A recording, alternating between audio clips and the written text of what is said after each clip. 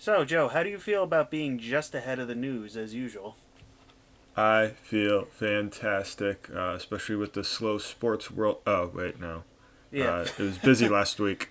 Yeah, it was busy last week, but it always seems to happen right after we record, or at least for Tom Brady, just as we were editing. Yeah, because I mean, like, Tuesday seemed like pretty good because, like, you had the stuff like after the weekends, Monday Night Football would just happen. So it was like sort of good, and then now it just seems like everything happens on Wednesday now. Yeah, So, or Thursday. We do actually have some news that has broken today. We'll get to that, but let's start with what we kind of ended our show with last week, and that was where is Tom Brady going to go? Is he going to retire? Is he going to sign with the Bucks? And as we were editing, it turned out the Bucks was his stop, and the Buck now stops with Tom Brady for the next year. next 2 years, he's got a 2 year deal Yeah, worth about like $60 million. yeah. Um, but like most of that is like guaranteed, which is crazy. Yeah, that's crazy for an NFL team, especially considering some news today that the Cam Newton, a longtime Mm-hmm. Panthers quarterback, got released by them. So to give $60 million in guaranteed money to the the oldest, the most successful, but also the one of the oldest starting quarterbacks ever is amazing, and it speaks to Tom Brady's resume and pedigree until now, and it also speaks to the confidence that the Bucks have with Tom Brady himself. And it's going to be interesting to see what happens now, not just with the Bucks, see if they can coalesce a team around him. Already, it seems they're getting calls left and right of people who want to play with Tom Brady, but how does Tom Brady play without Bill Belichick, and how does Bill Belichick steer the Patriots without Tom Brady? Well, the Patriots have signed Brian Hoyer again. Not that he's anything spectacular. He was damaged goods from the Browns because the Browns like to destroy everybody. Um, so that's sort of one direction they could go to. I mean, Cam Newton could be another option. Yeah, Uh, ironically. I don't know how white Boston will like having the face of their franchise as an African American person. I mean, I know they had David Ortiz and all that, but you never know like what people are gonna do if they're really gonna get behind someone who didn't grow up through the organization. Well, Um, there's one easy way to get behind someone, and that is to win. And the Patriots very much disappointed last year with their early playoff bounds.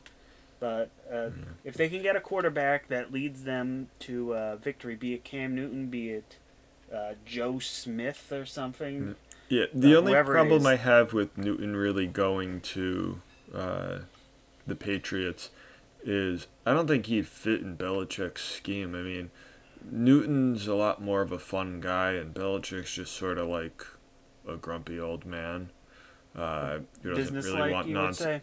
So I think the tension wouldn't agree there.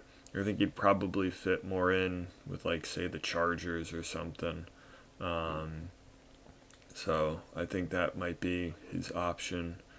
Um, That being said, he might be willing to put that beside him if it means going to a team that you know will most likely have a chance at winning in the very near future, if I not mean, next season. I mean that should be the overall mindset, but It should. It's not always. realistically, it's not always about that. No, as Um, Tom Brady uh, and Brett Favre and others have shown in the past. And mhm. speaking of Brett Favre comparison, I made the note saying that how will this affect Tom Brady's legacy? We talked about Brett Favre and the fact that yes, he was known as a great quarterback for the uh, the Packers. Packers, but he also later became known for unretiring and re-retiring the trades to the Jets. finishes up, then unretires to play with the Vikings, then unretires again, then only doesn't unretire in 2013 because of issues from his concussion that ended his career. So, does Yeah. Tom?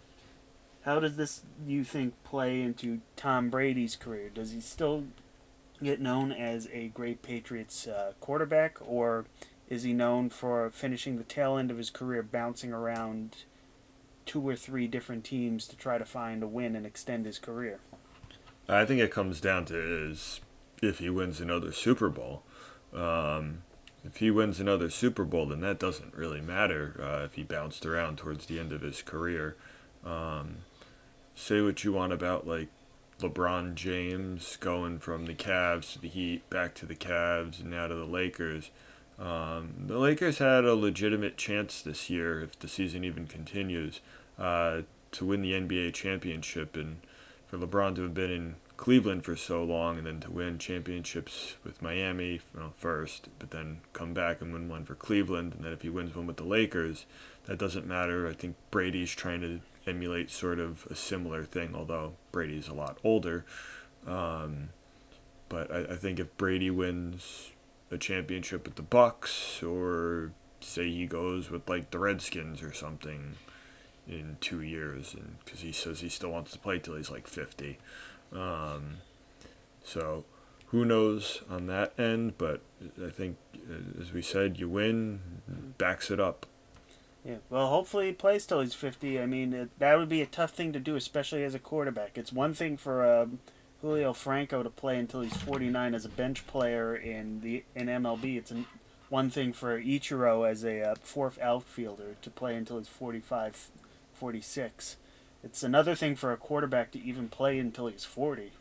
Yeah, I mean, Brady's been pretty much healthy his entire career except for that one season back in like '07, I want to say, where he got injured early on in the season, and then Miami ended up winning the division that year. Yeah. Last year, he wasn't quite healthy by the end. He had shoulder issues, which actually my dad was telling me because I was delivering pizza during most of the games, and he would catch some of the games, and he's like, Brady doesn't look right. His arm, it doesn't seem like he's throwing the ball as far. And of course, when the season comes out, he had a lot of shoulder issues that were, Yeah. I guess, sort of swept under the table because you hear everything else about Brady. Like, he's got a foot injury, he's got a knee injury, he's got a hip injury. But, like, you never really heard too much about the shoulder. Like, it was a big deal. So we got to see how this rest is coming along for him for this off season, and how much more open the Buccaneers will be to the TB12 method and whatnot. Yeah.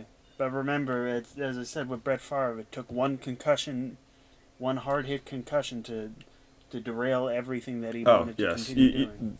That's one of the big things there is you got to make sure you're still good. I mean, you're older, you're not going to recover as much. No. So, Speaking of recoveries and speaking of shoulders and elbows and all that stuff, we have injury concerns hitting hard in MLB right now. Shortly after the Tom Brady announcement, the Boston faithful got dealt a double blow as Red Sox ace. Would you still call him the ace of the staff for Boston, Chris Sale? Anyway, Chris Sale he had a flexor strain earlier in spring training, elbow soreness, and now it's been determined that he needed to undergo Tommy John surgery and will be out until sometime mid-2021 season. So that's a big blow for a Red Sox team that has traded away David Price in the rotation and now sees Eduardo Rodriguez as their best internal option. And he's more of a number 2 guy than a number 1. I say bring back Josh Beckett. Yeah, but the bigger thing is that they re-signed Chris Sale to a extension that only just kicks in this season, if I recall correctly. That he was going to be a free agent this year. He had one more. They signed him to an extension just before that kicks in now, and they're already going to miss the first year and a half of that extension, which is nothing to say the fact of his off 2019 season. I guess the Red Sox are copying the Yankees again. Yeah, as usual, put all the money in the wrong places, or Oh. rather, put what seems to be a sure bet and it falls apart. Yeah. And more on like the sadder end, the Mets, who always just seem to be like one step behind everybody else. Seems like they had a lot going towards and for them towards the end of last year. They looked good, and it looks like they took a big blow as well. Yeah, not just Chris Sale needing Tommy John, but literally just hours before we started recording on Tuesday the 24th, Noah Syndergaard would announce that he needs to go under the knife for Tommy John surgery as well, and he will do so this Thursday. But Yeah. and it's one thing to lose Chris Sale on a Red Sox team that wasn't expected to contend for anything more than a wild card, and now looks very less likely that they will even contend for that. It's another thing for the Mets, who had a legitimate chance of at least fighting for the division and definitely a wild card spot. Syndergaard was supposed to be their number two guy behind Jacob DeGrom, and now that's out, and maybe this knocks out the hopes for playoffs in Queens. Although, to be fair, the Mets are better equipped to deal with this. They already had 6 starting pitchers. In addition to DeGrom and Syndergaard, they had Marcus Stroman, who they traded for. They had not Zach Wheeler. He left. What am I talking about? But, Absolutely nothing.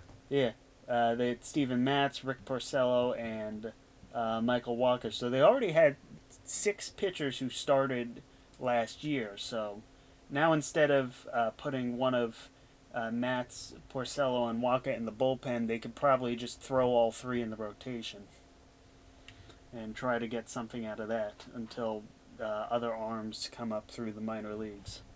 Yeah. I'm just sort of, I guess, disappointed. I always kind of like try and root for the Mets to do something, but it just doesn't seem to work out for them. It's because it looked like not DeGrom. DeGrom will probably have a fine season if it ever gets underway. But DeGrom will have a DeGrom season. We know Syndergaard, he had a bit of a high ERA last year. His home runs and walks were a lot more. They were a little higher than previous years, but he still had some good stuff, throwing hard. So I figured he was gonna do a little bit better this year. But these players are just throwing so hard now. I think they're just literally tearing their arms off, and I think it's back to what we talked about a couple weeks back, where some of these guys, they just need to stretch more and not be bulking up so much, and because their muscles are just like so tight, they're just tearing everything apart, and they can't deal with anything. Well, it's not just that. I was listening to the Michael Kay show earlier when the news broke, and Michael made the comparison to Jacob DeGrom, that yes, Jacob DeGrom had Tommy John surgery in the past, and yes, he throws hard, but he also has slower off-speed stuff. He doesn't have to throw 100 miles an hour all the time. Syndergaard, meanwhile, throws a 90-mile-an-hour slider. That is very high for a slider, and that puts a lot of torque on that elbow. And that's the problem with a lot. They're throwing harder and harder and harder on pitches that are not meant to be thrown that hard, and you're just tearing your ligaments apart every time you throw those pitches. Now, the other thing that this looks bad for the Mets is, remember last season when it looked like they were falling apart and they were kicking the tires on trades for people, including Syndergaard, and they chose not to do that? Well, now they can't get anywhere near that value, because by the time he comes back, he'll only have 2 months or so to prove himself for the trade deadline, and then he's a free agent at the end of the 2021 season. So the only value the Mets can really get is if they go to the postseason in 2021 and he pitches brilliantly for them. They're Yeah. not going to get anywhere near the trade value they would have gotten for him Mm-hmm. at the deadline last year or during this offseason. That they're just another case of the Mets making strange, inexplicable, unexplainable decisions, and whatever they decide blows up in their face. Now, that's not to say they should have traded Syndergaard uh, last off season or during the season. I would have still kept him Oh because yeah, it's still a 2 years easily. of control. But hindsight is a fickle thing at times. Put it that way. Yeah. Um, let's see. What else do we have coming Uh, up here? the Olympics only delayed the Tokyo Games, the fourth time they've ever had to postpone the Olympic Games. Yeah. So that'll be not that I really pay too much attention to that anyway, but No, but the only other times that they've delayed the Olympics were for World Wars, World War Two, World War One, hmm. that type of stuff. They're never and definitely never for a pandemic. Although the key difference here is the previous times they did it, it was canceled. This time the Olympics is getting pushed back to 2021, and some people are calling for an April Olympic Games. And I had this interesting thought. 2021 is supposed to be when baseball hosts the World Baseball Classic in March. I have a curious thought, and this is kind of far fetched. I don't believe it would happen, but it would be interesting if if baseball plays a season this year that goes into late into November or early December even. Do they decide to push the next season back a bit so that they can catch up on the off season? And if the games are held in April, they delay the season slightly so that baseball players can, instead of having another World Baseball Classic, they have that instead as part of the Olympics. As I said, it's a far fetched idea. I doubt it will happen, but it's an interesting thing that could happen considering all the machinations and delays that have gone on in the sporting world because of the coronavirus. I don't know. It'd be rather interesting, I guess. I don't know how likely it is for all of that to happen, especially so close together. Um, Yeah, yeah, the only reason I bring this up is because the Tokyo Olympics was going to be the reintroduction of baseball, if only for this one game, because obviously Japan is the second biggest market for the sport outside of the U.S. and Canada. So that's the only reason I bring it up. It's something that could happen. As I said, I doubt it will happen, but yeah. it's I think that's something. just asking for too many stars to align and everyone to agree to everything for once. Like with the Rams logo. Oh, no, no, no, that Uh, is awful. Let's you jump want back like 5 years and keep it. I always said one of my favorite football helmets was the Rams because like it just looked like it really was a ram horn on the side. I loved it. I thought it was great. I thought the color scheme was good. It was, sort of had like that like navy blue and the gold. It was awesome. I mean, I've even used that when I'm doing graphic design at work. I'll like borrow that similar color scheme for certain banners and whatnot, just because it looks so nice. And then this past year, I was like noticing, what the hell is with this yellow? It looks terrible. And now they just went and just like made everything like completely flat and vector. Um, Not to say that the previous design wasn't a good vector design, but like this is just it's garbage. I've seen comparisons online of it looks like the Internet Explorer logo. That it's the combination of the Rams and Chargers, and the best one is that they ripped off the Angelo State University sport logo because their collegiate sports teams use a similar styled swirl on their sporting gear. Yeah, it just does not look good at all. I don't know what these people were thinking. I thought it was a lion mane for a while. I was like, the hell is this? I'm like, who are the football Lions? Yeah, yeah. Detroit didn't update their logo yet. Yeah, I'm like, what? And I was very confused. And then I saw like a whole. I thought they were like letting people pick and choose. And I was like, oh no, this is an actual legit design. That graphic designer should be fired, and the Uh, people who approved it should be fired. yeah, the problem is the people who approved it are the owners, and they're not going to let that go away. If anything, now everyone has to buy new merchandise. Mm. So that's millions of dollars in their pocket whenever the economy gets rolling again. Actually, did we get confirmation of Tom Brady's new number? I'm not sure, honestly. I'm Uh, looking that up now. See if that's actually a thing. I forgot about that. Um, yeah, because I know Godwin's willing to give Brady, but I don't think it's been confirmed what number. no, according to what I see, that his number has not been given out. Chris Godwin is willing to give the number 12, which he's currently wearing, to him. The Mhm. reason we don't know is because, as with everything else in the world, this was done remotely. This was a remote conference, Yeah. so there was no press gaggle in Tampa Bay where they introduce Brady and then give him the jersey and they show what number he has. Yeah. So we'll figure out at some point.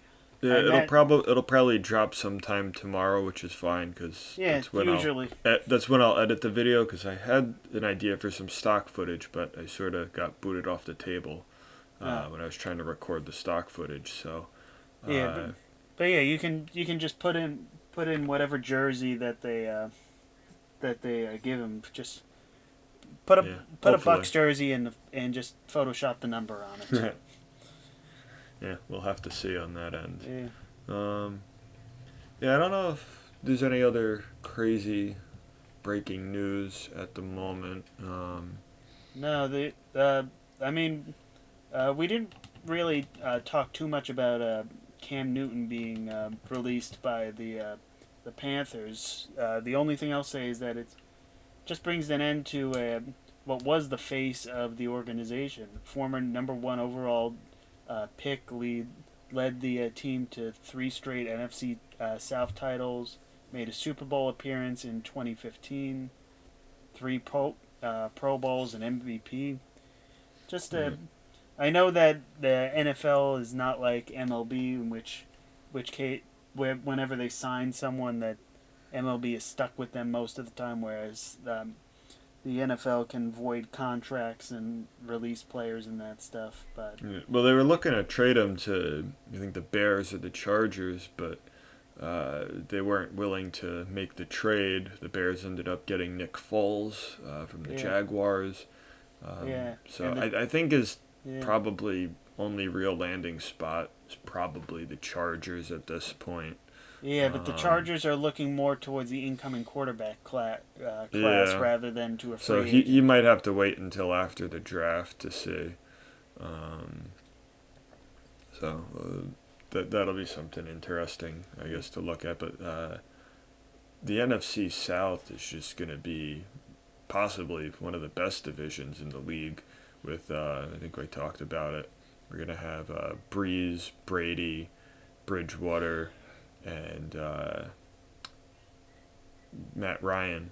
They're going to have the 4 of those quarterbacks in there, and that's going to be a really good division there.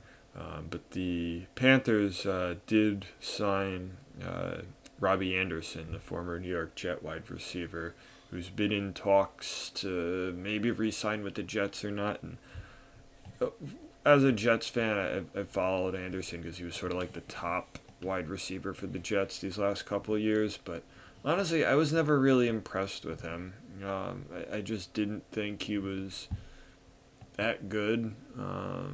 He was okay, but nothing completely crazy. Yeah, Um, I didn't think he was really big enough and strong enough to be a solid number one receiver. He just didn't have enough experience. I mean, granted, the Jets really didn't have a good quarterback situation, but that's what it is. Yeah. So we'll see what he does. Hopefully it doesn't happen tomorrow, as things usually do with us. Yeah. Because we actually want to cover news shortly after it happens, not a week after.